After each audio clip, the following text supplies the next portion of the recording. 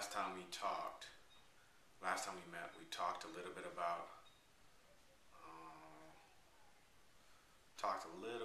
question two, and what we spent a lot of time focusing on was the idea of to what extent the idea about constitutional discourse flowering can be mimicked or mimed in the process of government, right? And what I asked you guys to do was to take conversations we had about democracy and about relating to conversations and democracy, right? So you've got open discourse or democratic discourse when if you've got five people who all want to go out to get something to eat, each person has the ability to speak.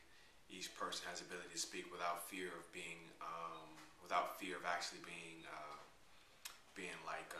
joked on and cracked on.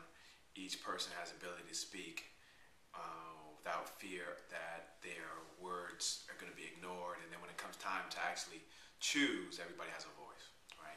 That's kind of sort of that's democratic discourse. A case in which you don't have any democratic discourses in which one person speaks and says, listen, you guys are eating at Burger King and you guys don't have the right to say anything, right?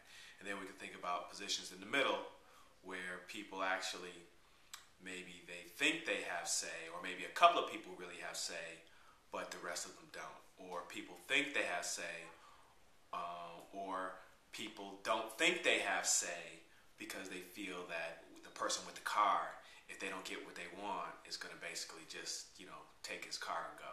Right? So that's some of the ways we could think simply about democracy as a form of discourse or a set of discussions. So what the second part of that question is asking you to do is to think about how that way of thinking about discussions and democracy is related to the larger process of government, right?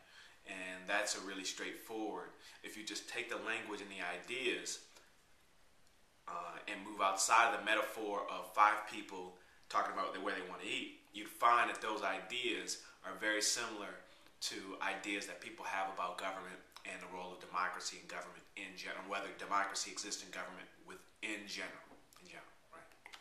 So I asked you guys to send me drafts of your work, and you haven't done it yet.